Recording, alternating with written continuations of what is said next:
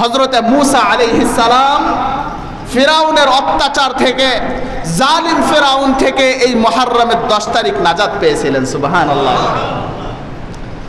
ফিরাউন হযরতে মূসা আলাইহিস সালামকে প্রতিদিন নির্যাতন করে, নিপীড়ন করে, প্রতিদিন বনি ইসরাইলদের উপরে অত্যাচারের হাত বাড়িয়ে দেয়।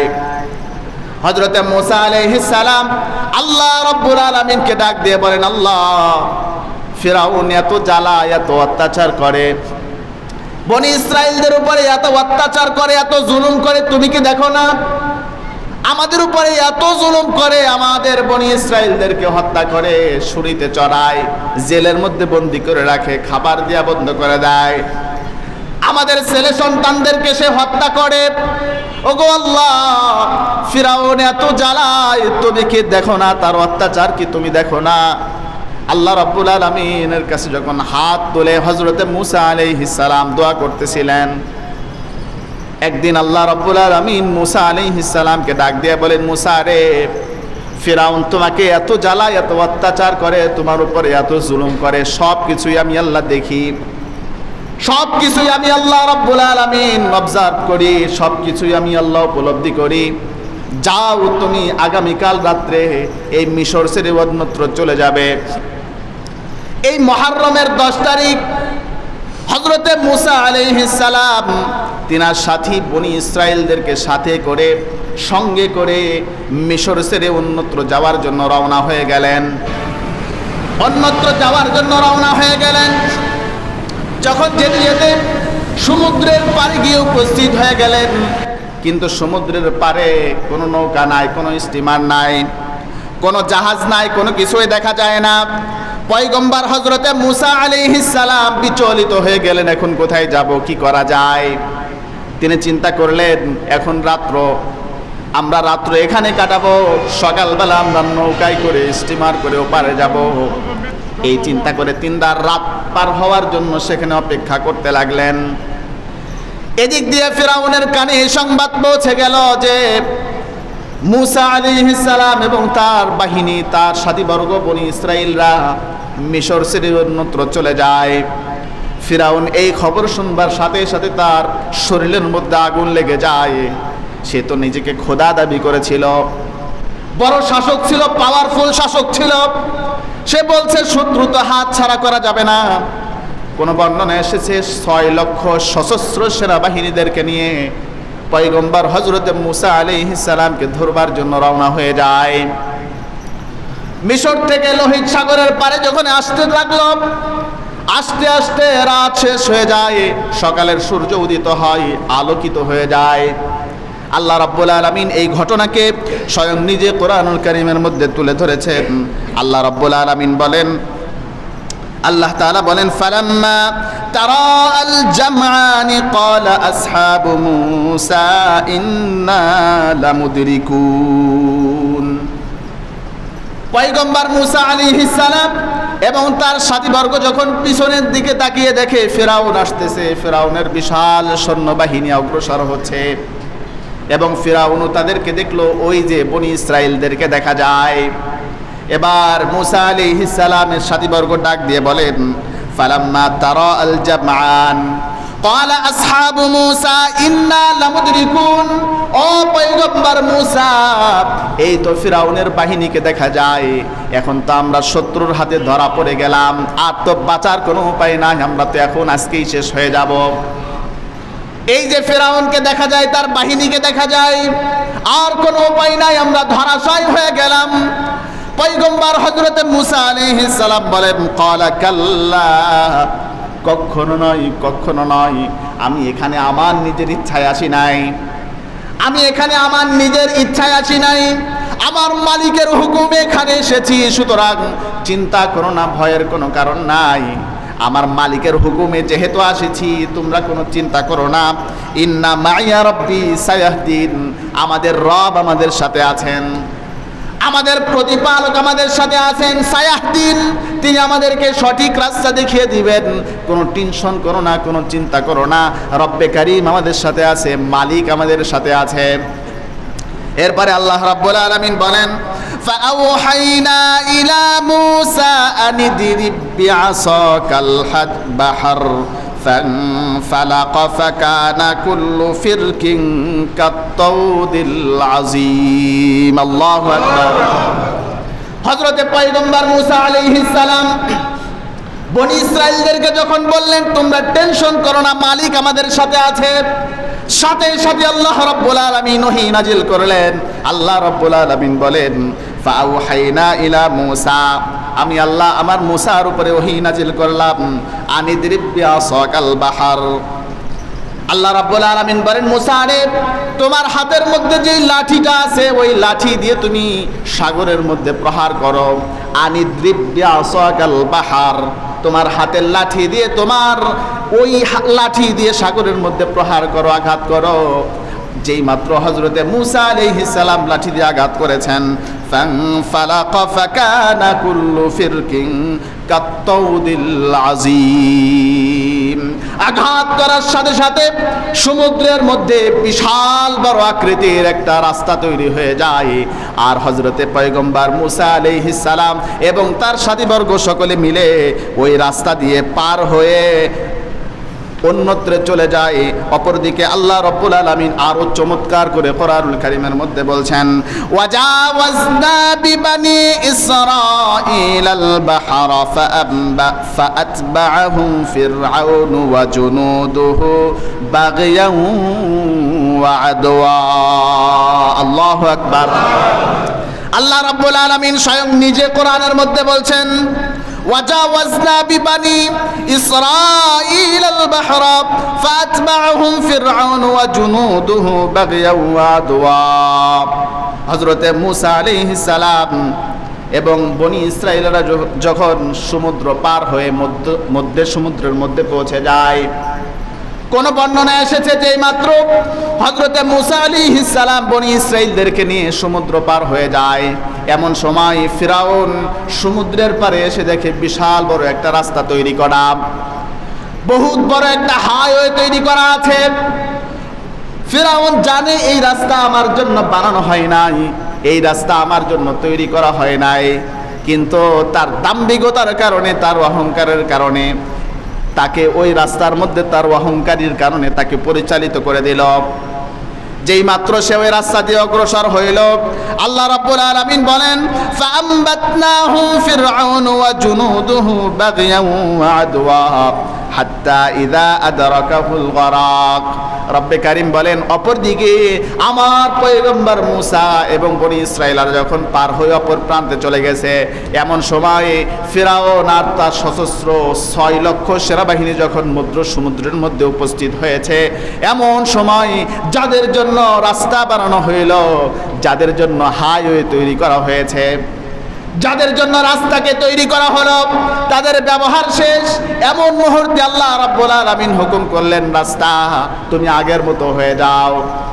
সাথে সাথে বিশাল বড় উঁচু দেওয়াল, পানির আকৃতির বরফ জমাট বাঁধা বরফগুলো একত্রে জমা হয়ে সেনাবাহিনীর উপরে পড়ে যায়, আর ফিরাউনের সমস্ত সেনাবাহিনীগুলো সেখানে শেষ হয়ে যায়।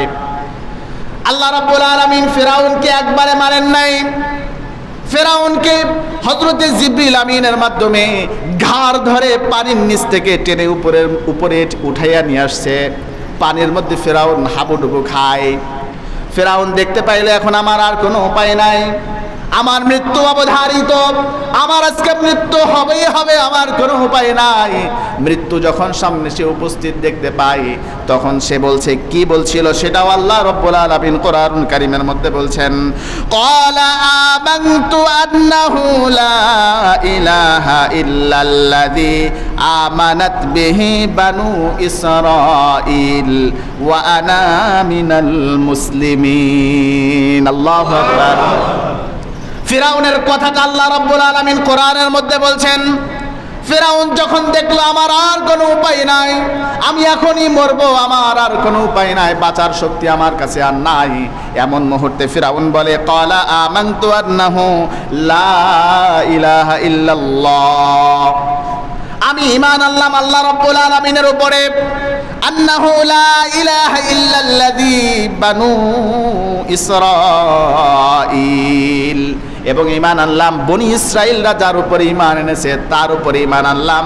ওয়া আনা মিনাল মুসলিমিন, আমি তো মুসলমানদের মধ্যে। আল্লাহ আপনি আমাকে ধ্বংস করবেন না, আমাকে মারবেন না। ফিরাউন ঠিকই জানতো মালিক একজন আছেন। দিনের বেলা নিজেকে খোদা দাবি করত, কিন্তু রাত্রবেলা যখন হয়ে যেত পাহাড়ের উঁচু টিলার মধ্যে গিয়ে রব্বে কারীমের কাছে হাত তুলে বলতো, আল্লাহ জানি তুমি একজন, জানি তুমি আমাকেও বানাইছো, জানি তুমি তামাম কুল কায়নাতকে বানাইছো, জানি তামাম পৃথিবীকে তুমি আল্লাহ রাব্বুল আলামিন সৃজন করছো, কিন্তু মালিক খোদা দাবি করতে আমার কাছে বেশি ভালো লাগে। আল্লাহ আখিরাতে তুমি যা করবার করিও, কিন্তু দুনিয়াতে তুমি আমার এই সুযোগটা দিয়ে দাও। মুসলমান ভাইরা রে আমার, লম্বা ঘটনা। আল্লাহ রাব্বুল আলামিন তাকে যখন এই মুহূর্তের মধ্যে সে যখন পড়ে গেল, সে নিজেকে বলল ওয়া আনা মিনাল মুসলিমিন, আল্লাহ আমি তো মুসলমানদের মধ্যে অন্তর্ভুক্ত, আমি তোমার উপর ঈমান আনলাম, মুসার উপরে ঈমান আনলাম, তুমি আমাকে মেরো না, আমাকে ধ্বংস করো না। আল্লাহ রাব্বুল আলামিন কোরআনুল কারীমের মধ্যে বলছেন, আল আনা ওয়া ক্বাদ আসাইতা وَقَدْ عَصَيْتَ قَبْلُ وَكُنْتَ مِنَ الْمُفْسِدِينَ, তুমি এখন ঈমান আনতেছো, অথচ আমার পয়গম্বর মুসা কতবার তোমার কাছে দাওয়াত নিয়ে গিয়েছে, কতবার ইসলামের দাওয়াত নিয়ে গিয়েছে, কতবার তাওহীদের দাওয়াত নিয়ে তোমার কাছে গিয়ে উপস্থিত হয়েছে, কিন্তু তাদের কথায় তুমি কান দাও নাই, তুমি তাদের কথায় কোনো কর্ণপাত করো নাই। ওয়া আনা মিনাল মুফসিদিন, তুমি আজকে ফাসিকদের অন্তর্ভুক্ত হয়ে গিয়েছ। আজকে তুমি অপরাধী, আজকে তোমার শাস্তি দিতেই হবে, আজকে তোমার আর কোনো ক্ষমা নয়। আল্লাহ রাব্বুল আলামিন কোরআনুল কারীমের মধ্যে আরো বলছেন, ফালইয়াউমা নুনাজ্জিকা বিবাদানিকা লিতাকুনা লিমান খালফাকা আয়া ওয়া ইন্না কাসীরাম মিনান নাসি আন আয়াতিনা লাগাফিলুন। আল্লাহু আকবার। আল্লাহ রাব্বুল আলামিন বলেন, আমি তোমাকে মারবো। ফালইয়াউমা নুনাজ্জিকা বিবাদানিকা লিতাকুনা লিমান খালফাকা আয়া, কিন্তু তোমার দেহকে আমি আল্লাহ রাব্বুল আলামিন ধ্বংস করব না, তোমার দেহকে আমি আল্লাহ রাব্বুল আলামিন সংরক্ষণ করব। তোমার দেহকে পৃথিবীর কোনো মশা মাছি খাবে না, আমি আল্লাহ রাব্বুল আলামিন তাদেরকে নিষেধ করে দিলাম। সমুদ্রের পানি তোমার দেহকে পচাবে না, লবণ তোমার দেহকে খেয়ে ফেলবে না, কোনো মাছ তোমার দেহকে খাবে না, কোনো হিংস্র প্রাণী তোমার দেহকে খাবে না, আমি আল্লাহ রাব্বুল আলামিন তাদেরকে নিষেধ করে দিলাম। সমগ্র পৃথিবীর যত মাখলুকাত আছে তোমার দেহকে সমস্ত মাখলুকাতগুলো ঘৃণা করবে। মুসলমান ভাইরা রে আমার, আল্লাহ রাব্বুল আলামিন বলেন, আমি তোমার দেহকে সংরক্ষণ করব। কোরআন ইতিহাস, কোরআন এটা প্রমাণ করে। আজ পর্যন্ত 1000 বছর হয়ে গিয়েছে, কোনো প্রকারের মেডিসিন ছাড়া আল্লাহ রাব্বুল আলামিন ফিরাউনের মতো এই অভিশপ্ত ব্যক্তিকে আল্লাহ রাব্বুল আলামিন হেফাজত করেছেন। তার দেহ পচে না, গলে না।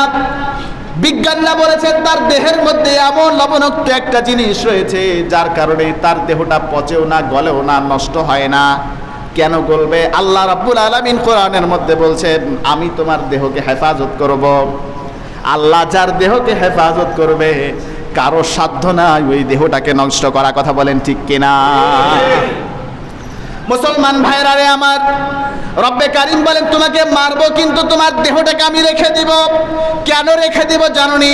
আল্লাহ রাব্বুল আলামিন কোরআনুল কারীমের মধ্যে সেটাও বলেন, ওয়া ইন্না কাসীরাম মিনান নাসি আন আয়াতিনা লাগাফিলুন। আমি তোমার দেহটাকে এর জন্য রেখে দিব যাতে করে পরবর্তীতে আমার যত মানুষেরা আসবে, যত আমার বান্দা বান্দিরা আসবে, তোমার দেহ দেখে যেন তারা ইবরত হাসিল করতে পারে। আজকে আমরা মোবাইলের মধ্যে ফিরাউনের দেহটা দেখি, মিউজিয়ামের মধ্যে গিয়ে ফিরাউনের দেহটা দেখি, কিন্তু ইবরত হাসিল করে না। মানুষ আজকে তার দেহ দেখে ইবরত হাসিল করে না। অথচ আল্লাহ রাব্বুল আলামিন কোরআনুল কারীমের মধ্যে বলেন, আমি তার দেহটাকে সংরক্ষণ করলাম তোমাদের ইবরত হাসিল করবার জন্য। মুসলমান ভাইরা রে আমার, এজন্য ফিরাউন নিজেকে খোদা দাবি করেছিল। আল্লাহ রাব্বুল আলামিন তার খোদা দাবি করাটা এত অপছন্দ করেছেন যে আল্লাহ রাব্বুল আলামিন তাকে লাঞ্ছনার সাথে দুনিয়া থেকে বিদায় করে দিয়েছেন। আজকে আমাদের সমাজের মধ্যেও কিছু নব্য ফিরাউন আছে না নাই? কিছু নব্য ফিরাউন আছে। এই নব্য ফিরাউনদের জন্য আল্লাহ রাব্বুল আলামিন বলছেন, আমি তোমাদের জন্য আদর্শ বানাইলাম, আমি তোমাদের ইবরত হাসিল করবার জন্য এই ফিরাউনের লাশকে রেখে দিয়েছি। মুহতারাম হাজিরিন, আজকে দেখেন আলুর দাম 50 টাকা হাফ সেঞ্চুরি, ঠিক না? পেঁয়াজের দাম 100 টাকা ফুল সেঞ্চুরি। তারপর মরিচের দাম দেখেন 200 টাকা ডাবল সেঞ্চুরি। এরপরে দেখেন প্রত্যেকটা পণ্যের দাম আকাশচুম্বী, কত দাম বেড়ে গিয়েছে। কিন্তু একটা জিনিসের দাম কম, সেটা হচ্ছে মানুষের জীবন। কথা বলেন ঠিক কিনা? বাংলাদেশের মধ্যে সব জিনিসের দাম বাড়ে, কিন্তু মানুষের দাম বাড়ে না। সবচেয়ে অবহেলিত আজকে আমাদের সমাজের মানুষ, ঠিক কিনা? মুহতারাম হাজিরিন, আল্লামা ভাসানী রহমতুল্লাহ আলাইহি বলে গিয়েছিলেন, ভারত কখনো বাংলাদেশের বন্ধু হতে পারে না। কথা বলেন ঠিক কিনা? কিন্তু দেখেন আজকে আমরা ভারতকেই বন্ধু বানিয়েছি। কেমন বন্ধু? যেই ভারত 50 বছরের মধ্যে চীনের দিকে পিস্তল তাক করার সাহস করে নাই, যেই ভারত পাকিস্তানের দিকে পিস্তল তাক করতে 10 বার চিন্তা করে, কিন্তু সেই বন্ধু রাষ্ট্র, আমাদের নাকি বন্ধু, এই কথিত বন্ধু রাষ্ট্র প্রতিদিন বর্ডারের মধ্যে আমাদের নিরপরাধ মুসলমান যুবকদেরকে গুলি করে হত্যা করতেছে। কথা বলেন ঠিক কিনা? কেমন বন্ধু? কেমন বন্ধু? এটা কখনো বন্ধুর আলামত হতে পারে না। রাসূল করিম সাল্লাল্লাহু আলাইহি ওয়াসাল্লাম বলেছেন, বিধর্মী কখনো মুসলমানের বন্ধু হতে পারে না। ইহুদি খ্রিস্টান হিন্দু তোমাদের বন্ধু হতে পারে না, ওরা তোমাদের প্রকাশ্য দুশমন। কথা বলেন ঠিক কিনা? মুহতারাম হাজিরিন, আজকে শাসক গোষ্ঠীগুলো ভারতকে বন্ধু বানিয়েছে, কিন্তু আজকে ভারত আমাদের বাংলাদেশকে আজকে এমনভাবে জিম্মি করেছে, প্রত্যেকটা সেক্টরের মধ্যে রয়ের সদস্য বসিয়ে দিয়েছে। কথা বলেন ঠিক কিনা? মুহতারাম হাজিরিন, ভয় করে সত্য কথা বলা যদি ছেড়ে দেই, জিহ্বাটা কিয়ামতের ময়দানে কেটে দিবে। এই জন্য হক কথা বলা ছাড়তে পারবো না। আমরা যে ইমামের অনুসরণ করি, ইমামে আজম আবু হানিফা রহমতুল্লাহ আলাইহি, হক কথা বলার কারণে, সত্য কথা বলার কারণে, কোরআনের সত্য কথা বলার কারণে জালিম শাসক তাকে জেলখানার মধ্যে আবদ্ধ করেছিল, অত্যাচার করেছিল, নিপীড়ন করেছিল। শেষ পর্যন্ত ইমামে আজম আবু হানিফা রহমতুল্লাহ আলাইহিকে জেলখানার মধ্যে বিষ প্রয়োগ করে তাকে শহীদ করা হয়েছিল, ঠিক কিনা? ইমাম মালিক রহমতুল্লাহ আলাইহি, প্রতিদিন তিনাকে অত্যাচার করা হতো, প্রতিদিন তাকে নিপীড়ন করা হতো। শেষ পর্যন্ত ইমাম মালিক রহমতুল্লাহ আলাইহিকে বেত্রাঘাত করে তার দেশ থেকে তাড়িয়ে দেওয়া হয়েছিল, দেশান্তরিত করা হয়েছিল। ইমাম আহমদ ইবনে হাম্বল রহমতুল্লাহ আলাইহি হক কথা বলার কারণে, সত্য কথা বলার কারণে, কোরআনের সত্য কথা মানুষের কাছে বলার কারণে ইমাম আহমদ ইবনে হাম্বল রহমতুল্লাহ আলাইহিকে জেলখানার মধ্যে আবদ্ধ করা হয়েছে। প্রতিদিন ইমাম আহমদ ইবনে হাম্বল রহমতুল্লাহ আলাইহিকে বেত্রাঘাত করা হতো। প্রতিদিনের বেত্রাঘাতে ইমাম আহমদ ইবনে হাম্বল রহমতুল্লাহ আলাইহির শরীর থেকে রক্ত ঝরতো। আর শাসক গোষ্ঠী তাকে বলতো, শাসক গোষ্ঠী বলতো, হক কথা বলা ছেড়ে দাও, কোরআনের কথা বলা ছেড়ে দাও, সত্য কথা বলা ছেড়ে দাও, তোমাকে আর শাস্তি দেওয়া হবে না, তোমাকে জেল থেকে মুক্ত করে দেওয়া হবে, তোমাকে আর নির্যাতন করা হবে না। ইমাম আহমদ ইবনে হাম্বল রহমতুল্লাহ আলাইহি বলতেন, ইতুনি বিকিতাবিল্লাহ, ইতুনি বিকিতাবিল্লাহ ওয়া সুন্নতি রাসূল সাল্লাল্লাহু আলাইহি ওয়াসাল্লাম, আনো আল্লাহ তাআলার কোরআনের দলিল আনো, আল্লাহ তাআলার আল্লাহর রাসূলের হাদিসের দলিল আনো। কোরআন হাদিসের দলিলের সামনে আহমদ ইবনে হাম্বল স্বেচ্ছায় মাথা নত করবে। আর যদি কোরআন হাদিসের দলিলের বাইরে কোনো কিছু মানাবার জন্য চেষ্টা করো, আহমদ ইবনে হাম্বল শহীদ হবে, রক্তে রঞ্জিত হবে আল্লাহর জমিন। আল্লাহ তাআলার দ্বীনের ঝান্ডাকে আহমদ ইবনে হাম্বল কখনো নিচু হতে দিবে না। মুহতারাম হাজিরিন, এই ছিল আমাদের আকাবেরদের অবস্থান। আজকে আমরাও বলি, তোমরা আজকে বাংলাদেশটাকে জেলখানায় আবদ্ধ করেছ, বাংলাদেশকে একটা হোলি খেলায় তোমরা মেতে বসে আছো। কতদিন তোমাদের চাইতে বড় শাসক ছিল ফিরাউন, যেই ফিরাউন নিজেকে খোদা দাবি করেছিল, এই ফিরাউন চিরদিন ক্ষমতায় থাকতে পারে নাই। কথা বলেন। নমরুদ বড় শাসক ছিল, নিজেকে খোদা দাবি করেছিল। এই নমরুদ চিরদিন ক্ষমতায় বসে থাকতে পারে নাই। কারুন বড় ক্ষমতাধর ব্যক্তি ছিল, কারুন চিরদিন ক্ষমতায় বসে থাকতে পারে নাই। সাদ্দাত নিজেকে খোদা দাবি করেছিল, নিজের জান্নাত বানাইছিল। এই সাদ্দাত চিরদিন ক্ষমতায় বসে থাকতে পারে নাই, তারও পতন হয়েছে। ফিরাউনের যেরকম পতন হয়েছে, কারুনের যেরকম পতন হয়েছে, সাদ্দাতের যেরকম পতন হয়েছে, তোমাদেরও এরকম পতন হবে। কথা বলেন ঠিক কেন? মুহতারাম হাজিরিন, কাজেই বলবো বাংলাদেশকে এরকম ভাবে হোলি খেলায় মেতে উঠবেন না। বাংলাদেশের মানুষ যদি একবার জাগ্রত হয়, তোমাদেরকে ল্যাংটা করে বাংলাদেশ থেকে তাড়িয়ে দিবে। কথা বলেন। মুহতারাম হাজিরিন, যাই হোক, আল্লাহ রাব্বুল আলামিন ফিরাউনের এই ঘটনা কোরআনের মধ্যে এই জন্য তুলে ধরেছেন, যাতে করে শাসক গোষ্ঠী ফিরাউন থেকে ইবরত হাসিল করতে পারে, যাতে করে ফিরাউন থেকে শাসকেরা ইবরত হাসিল করতে পারে যে কোন শাসক পৃথিবীর মধ্যে চিরস্থায়ী থাকতে পারে নাই, পারবেও না। কথা বলেন ঠিক কিনা? মুহতারাম হাজিরিন, যাই হোক, বলছিলাম আল্লাহ রাব্বুল আলামিন কোরআনুল কারীমের মধ্যে অসংখ্য ঘটনা বর্ণনা করেছেন ইবরত হাসিল করবার জন্য। আজকে মুহররমের 10 তারিখ এত দামি, তার কারণ মুহররমের 10 তারিখ ফিরাউনের অত্যাচার থেকে, এই জালিমের জুলুম থেকে মুসা আলাইহিস সালাম এবং হযরতে মুসা আলাইহিস সালাম এবং তার সাথীবর্গ বনি ইসরাইলদেরকে ফিরাউনের অত্যাচার থেকে নাজাত দিয়েছিলেন। নূহ আলাইহিস সালামের প্লাবনের সময় 40 দিন পরে তার নৌকা নোঙ্গল করেছিল এই মুহররমের 10 তারিখ। ইউনুস আলাইহিস সালাম মাছের পেট থেকে নাজাত পেয়েছিলেন মুহররমের 10 তারিখ। হযরতে ইব্রাহিম আলাইহিস সালাম আগুনের কুণ্ডুলি থেকে নাজাত পেয়েছিলেন মুহররমের 10 তারিখ। এরকম অনেক ঘটনা সংঘটিত হয়েছে এই মুহররমের 10 তারিখ। এই জন্য এই মুহররমের মাস অত্যন্ত দামি, অত্যন্ত ফজিলতপূর্ণ, অত্যন্ত দামি মাস। কিন্তু আমরা অনেকে মনে করি হযরতে হাসান এবং হুসাইন রাদিয়াল্লাহু তাআলা আনহু নবীজির নাতির শাহাদতের কারণে, কারবালার ঘটনার কারণে এই মুহররমের মাস দামি। এটা ভুল কথা, এটা ভ্রান্ত কথা, এটা সত্য কথা নয়। নবীজি সাল্লাল্লাহু আলাইহি ওয়াসাল্লামের আগমনের আরো বহু বছর আগে এই সমস্ত ঘটনা সংঘটিত হয়েছে এই মুহররমের 10 তারিখ। কাজেই এই মুহররমের মাসের 10 তারিখের মূল্য অনেক বেশি। রমাদানের রোজা ফরজ হওয়ার আগে আমাদের পয়গম্বর সাল্লাল্লাহু আলাইহি ওয়াসাল্লামের জামানায়ও মুহররমের রোজা রাখা ফরজ ছিল, কিন্তু রমাদানের রোজা ফরজ হওয়ার পরে সেটা নফল হয়ে গিয়েছে। মুহতারাম হাজিরিন, যাই হোক, এই মুহররম মাস অনেক দামি। এই মুহররম মাসের আমরা কয়েকটি আমল পেয়ে গেলাম। 1 নম্বর আমল রোজা রাখা। আগের দিন অর্থাৎ 9 তারিখ, 10 তারিখ, 10 তারিখ, 11 তারিখ, আগের দিন একটা মিলিয়ে রাখা অথবা পরের দিন একটা মিলিয়ে রাখা। কোনো মানুষ যদি 2টা রোজা রাখে, অতীত জীবনের আল্লাহ তাআলা 1 বছরের গুনাহগুলোকে মাফ করে দেন। সুবহানাল্লাহ। আরে জোরে বলেন না সুবহানাল্লাহ।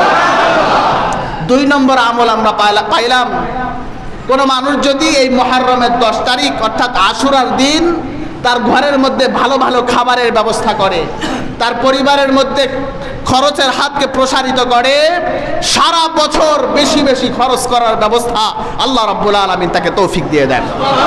এই জন্য আমরা রোজা রাখবো এবং মুহররমের 10 তারিখ বেশি বেশি খাবারের ব্যবস্থা করব, মেহমানদারির ব্যবস্থা করব। আল্লাহ তাআলা আমাদের সবাইকে আমল করার তৌফিক দান করুক বলে আমিন। এই দিনকে কেন্দ্র করে কিছু কুসংস্কার আছে আমাদের বাংলাদেশের মধ্যে। তাজিয়া মিছিল করা হয়, ঠিক না? এটা সুস্পষ্ট হারাম, এটা আমরা করব না। সংক্ষেপে বলছি যেহেতু সময় অনেক কম, অনেক লম্বা আলোচনার বিষয় এগুলো। এরপরে দেখা যায় মাতাম করে, নিজের শরীরের মধ্যে থাপড়ায়, ঠিক না? এটা হারাম। আল্লাহ তাআলা বলছেন ফালা তাজলিমু ফীহিন্না আনফুসাকুম, তোমরা নিজেদের উপরে জুলুম করো না, অত্যাচার করো না। অথচ শিয়া সম্প্রদায় তারা নিজেদের শরীরের মধ্যে আঘাত করে, রক্তাক্ত করে, হাই হাসান হাই হুসাইন বলে চিৎকার করে, ঠিক না? এটা সুস্পষ্ট হারাম, এটা করা যাবে না। এরপরে গ্রাম অঞ্চলের মধ্যে দেখা যায় ছোট্ট ছোট্ট ছেলে মেয়েদেরকে দিয়ে চাঁদা উঠানো হয়, ঠিক না? চাঁদা উঠাইয়া সিন্নি পাকায় মানুষদের দাওয়াত করে খাওয়ায়। এটা করা যাবে না, এটা হারাম, এটা নিষিদ্ধ, এটা বেদাত। এরপরে আরেকটি কাজ করা হয়, ঢোল তবলা বাজানো হয়, মিছিল করা হয়। যাই হোক, সবে এই মুহররমের 10 তারিখকে কেন্দ্র করে হাদিস থেকে আমরা দুইটা আমল পাইলাম সহিহ হাদিস থেকে, রোজা রাখা আর ভালো কাজ অর্থাৎ ভালো খাবারের ব্যবস্থা করা, এই দুইটা আমল পাওয়া যায়। অন্য যত কিছু আমরা সমাজের মধ্যে দেখি, মিছিল করা, ঢোল বাজানো, পায়ে হাতে এরকমভাবে চাঁদা উঠানো, এগুলো সব কিছুই কুসংস্কার, এগুলো আমরা করব না ইনশাআল্লাহ। মুহতারাম হাজিরিন, আপনাদেরকে আমি ছোট্ট একটি আমলের কথা বলবো। প্রতি সপ্তাহে আমি এক একটা করে আমলের কথা বলি। আমরা যদি আমলটার উপরে এই দোয়াগুলোর উপর আমল করতে পারি, অনেক ফজিলত আমাদের জন্য রয়েছে। হাদিস শরীফের মধ্যে এসেছে, কোনো মানুষ যদি এই দোয়াটার উপরে 5 ওয়াক্ত নামাজের আগে যে ওযু করা হয়, এই ওযু করবার পর করে মানুষ যদি এই দোয়াটা পড়ে নেয়, কিয়ামতের ময়দানে আল্লাহ রাব্বুল আলামিন তার জন্য জান্নাতের 8টি দরজাকে উন্মুক্ত করে দেন। সুবহানাল্লাহ। 5 ওয়াক্ত নামাজের আগে যেই ওযুগুলো আমরা করি, এই ওযুর পরে যদি আমরা এই দোয়াটা পড়ে নেই, আল্লাহ রাব্বুল আলামিন কিয়ামতের ময়দানে তাদের জন্য, যারা পড়বে তাদের জন্য জান্নাতের 8টি দরজাকে উন্মুক্ত করে দেবেন। সুবহানাল্লাহ। ওই বান্দার ইচ্ছা, যেই দরজা দিয়ে ইচ্ছা সে ওই দরজা দিয়ে আল্লাহ জান্নাতের মেহমান বলে যাবে। দোয়াটি হচ্ছে, রাসূল সাল্লাল্লাহু আলাইহি ওয়াসাল্লাম বলেন, তোমরা যখন নামাজের জন্য ওযু করবে, ওযুর পরে পড়বে আশহাদু আল্লা ইলাহা ইল্লাল্লাহু ওয়া আশহাদু আন্না মুহাম্মাদান আবদুহু ওয়া রাসূলুহু। আমরা 5 ওয়াক্ত নামাজের পরে যখন ওযু করব, ওযুর পরে এই কালিমায়ে শাহাদাতটা পড়ব।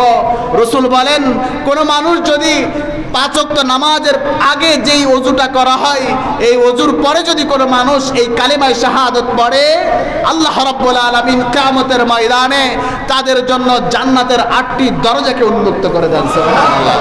পড়বেন তো ইনশাআল্লাহ? আল্লাহ তাআলা আমল করার তৌফিক দান করুক বলে আমিন। আরেকজন ভাই প্রশ্ন করেছেন, হুজুর, পরিবারের জন্য এত খরচ করি কিন্তু মা বাবার কাছে মন পাই না, বউয়ের জন্য এত খরচ করি কিন্তু বউর কাছে মন পাই না, পরিবারের সদস্যরা শুধু নাশুকরিয়া করে, একটু সলিউশন দেন না। এই প্রশ্নটা অধিকাংশ মানুষের, ঠিক কিনা? মুহতারাম হাজিরিন, এই পৃথিবীর মানুষ আপনার আপন নয়, পৃথিবীর কেউ আপনার আপন নয়। আমার ভাইয়েরা, আল্লাহর কসম করে বলি, আপনার মা বাবা আপনার আপন মনে করেছেন, অসম্ভব। আপনার মা বাবা আপনার আপন হতে পারে না। পৃথিবীর মানুষ মানুষের অবস্থানকে মূল্যায়ন করে, মানুষকে মূল্যায়ন করে না, ঠিক কিনা? আপনার অবস্থান ভালো আছে, আপনার বন্ধু বান্ধবের অভাব থাকবে না। মানুষ মানুষকে ভালোবাসে না, মানুষ মানুষের অবস্থানকে ভালোবাসে, ঠিক কিনা? মা বাবা ছোট্ট ছেলে মেয়েকে মানুষ করে, বড় করে, তাদের স্বার্থ আছে, ছেলেটা বড় হয়ে আমাকে দেখাশোনা করবে, ঠিক না? তাহলে বোঝা গেল মা বাবার স্বার্থ ছোট্ট ছেলেকে বড় করা, বড় হয়ে তাকে খাবার দাবার দিবে, দেখাশোনা করবে।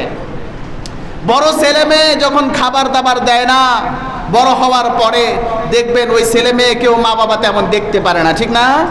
অনেক নজির এমন আছে যে মা বাবা তাদের সম্পত্তিগুলো দান করে দিয়েছে, ছেলে মেয়েকে দেয় নাই। কেন? ছেলে মেয়ে কামাই শিখে তার বাবা মাকে খরচ দেয় নাই, রাগ করে ছেলে মেয়েকে সম্পদ থেকে বঞ্চিত করেছে। তাহলে বোঝা গেল মা বাবার ভালোবাসার মধ্যেও স্বার্থ রয়েছে। মা বাবা ছেলে সন্তানকে নিঃস্বার্থ ভালোবাসে না, তাদের ভালোবাসার মধ্যেও স্বার্থ রয়েছে, ঠিক কিনা? আপনার বউ ভালোবাসে আপনাকে, অসম্ভব কথা। বউর ভালোবাসার মধ্যেও স্বার্থ রয়েছে। আপনি খরচ দিয়ে একটু বন্ধ করে দেন, একটু খারাপ আচরণ করেন, দেখবেন আপনার নামে মামলা দিয়ে দিছে, ঠিক কিনা? আপনার বউ আপনাকে নিঃস্বার্থ ভালোবাসে না, তার ভালোবাসার মধ্যেও স্বার্থ রয়েছে। শ্বশুর শাশুড়ি ভালোবাসে, অসম্ভব কথা। আপনার বউর সাথে কিছু হয়ে যাক, আপনাকে চিনবেই না, ঠিক কিনা? আপনার বন্ধু বান্ধব আপনাকে ভালোবাসে না, মুসলমান। আপনি খরচের হাতকে কমাই দেন, 2 কাপ যদি চা আপনি তা আপনার বন্ধুকে না খাওয়ান, তাদের পিছনে যদি একটু খরচ না করেন, দেখবেন বন্ধু আপনাকে চিনবে না, ঠিক কিনা? পৃথিবীর মানুষ স্বার্থপর। আমার মুসলমান ভাইয়েরা, কেউ স্বার্থ ছাড়া আপনার সাথে কথাও বলবে না। সবার ভালোবাসার মধ্যে স্বার্থ রয়েছে, কিন্তু একমাত্র মালিকের ভালোবাসার মধ্যে কোনো স্বার্থ নাই। আল্লাহর ভালোবাসার মধ্যে কোনো স্বার্থ নাই। আল্লাহর কসম মুসলমান, পৃথিবীর প্রত্যেকটা মানুষের ভালোবাসার মধ্যে স্বার্থ রয়েছে, কিন্তু মালিকের ভালোবাসার মধ্যে কোনো স্বার্থ নাই। আপনি মানুষের কাছে কোনো কিছু চাইবেন, আপনি বিচলিত হয়ে যাবেন। মানুষ আপনাকে 1 বার 2 বার চাইবেন, 3 বারের বার আপনার কাছে নাশুকরিয়া করে বসবে। আপনার বউ আপনাকে নাশুকরিয়া করবে। আপনি এত কিছু দিয়েছেন, খাওয়াইছেন, পড়াইছেন, সব কিছু করতেছেন, একদিন একটু কম করবেন, একদিন খরচ একটু কম দিবেন, দেখবেন নাশুকরিয়া কুফরি করা শুরু করবে, বলবে তুমি আমাকে দেখলাই না, কিছুই দিলা না, ঠিক কিনা? তাহলে বোঝা গেল মুসলমান, পৃথিবীর মানুষের কাছে কোনো কিছু আশা করবেন না। আশা করবেন তো আপনি কষ্ট পাবেন। নির্জনে আল্লাহ তাআলার কাছে চান, কারণ মালিক আপনাকে ভালোবাসেন। মালিকের ভালোবাসার মধ্যে কোনো স্বার্থ নাই। আপনি নামাজ পড়েন আর না পড়েন, মালিকের কোনো আসে যায় না। আল্লাহ বলেন, বান্দারে তোমাকে অনেক ভালোবাসি, তোমাকে অনেক মহব্বত করি, তোমাকে অনেক ভালোবেসে আমি আল্লাহ তোমাকে বানাইলাম। তোমার জন্য আমি আল্লাহ জান্নাতকে বানাইছি, আমি চাই না তুমি জাহান্নামে যাবে। তাহলে বোঝা যায় মালিকের ইবাদত করলেও মালিকের কোনো আসে যায় না, না করলেও আল্লাহর কোনো আসে যায় না। আল্লাহ রাব্বুল আলামিন তিনার বান্দাকে নিঃস্বার্থ ভালোবাসেন। মালিকের ভালোবাসার মধ্যে কোনো স্বার্থ নাই, কিন্তু পৃথিবীর প্রত্যেকটা মানুষের মধ্যে ভালোবাসার মধ্যে স্বার্থ রয়েছে। কথা বলেন ঠিক কিনা? এই জন্য আমরা নির্জনে আল্লাহর কাছে চাইবো, আল্লাহ বিপদে পড়েছি, আপনি আমাকে সাহায্য করেন। আল্লাহ পকেটে টাকা নাই, তুমি আমার টাকার ব্যবস্থা করে দাও। আল্লাহ আমি মুসিবতে পড়েছি, আল্লাহ তুমি আমাকে মুসিবত থেকে রক্ষা করো। এজন্য বান্দা যখন আল্লাহর কাছে দোয়া করে, আল্লাহর কাছে চাই, আল্লাহর কাছে মাঙ্গে, আল্লাহ রাব্বুল আলামিন বান্দার উপরে খুশি হয়ে যান। সুবহানাল্লাহ। আর বান্দা যখন আল্লাহর কাছে চায় না, আল্লাহ রাব্বুল আলামিনের কাছে মাঙ্গে না, আল্লাহ রাব্বুল আলামিন বান্দার উপরে অসন্তুষ্ট হয়ে যান। এজন্য পৃথিবীর কারোর কাছে কোনো কিছু আশা করবেন না। আল্লাহর কসম, মানুষের কাছে কোনো কিছু আশা করলে আপনি বিচলিত হবেন। একবার, দুইবার, তিনবারের বার আপনি বিচলিত হবেনই। পৃথিবীর কোনো মানুষ আপনাকে ভালোবাসে না। আপনি চোখ বুঝেন, চোখ বোঝার সাথে সাথে দেখবেন আপনার সম্পদ নিয়ে মারামারি শুরু করে দিচ্ছে। কথা বলেন ঠিক কিনা? এজন্য মানুষের কাছে বেশি আশা করবেন না, মালিকের কাছে বেশি আশা করুন। আল্লাহকে ভালোবাসুন, তার কারণ আল্লাহ তাআলা আপনাকে ভালোবাসেন। আপনি 40 বছর বয়স পর্যন্ত নামাজ পড়েন নাই, রোজা রাখেন নাই, ইবাদত করেন নাই, আল্লাহ আপনাকে ধ্বংস করে দেন নাই। আল্লাহ তাআলা নিজের রহমতে, নিজের কুদরতে আপনাকে নামাজি বানাইছেন, আপনাকে ঈমানদার বানাইছেন। কিন্তু আগের জীবনে আপনি যে নাফরমানি করেছেন, আল্লাহ চাইলে আপনাকে ধ্বংস করে দিতে পারতেন, কিন্তু মালিক আপনাকে ধ্বংস করেন নাই। তার কারণ মালিক আপনাকে ভালোবাসেন। কথা বলেন ঠিক কিনা? এজন্য সমাজের মানুষের কাছে কিছু আশা করবেন না, পরিবারের মানুষের কাছেও কিছু আশা করবেন না। আশা করব তো একমাত্র আল্লাহর কাছে আশা করব। কার কাছে? আল্লাহ তাআলা আমাদের সবাইকে সঠিক বিষয়গুলোর উপর আমল করার তৌফিক দান করুক।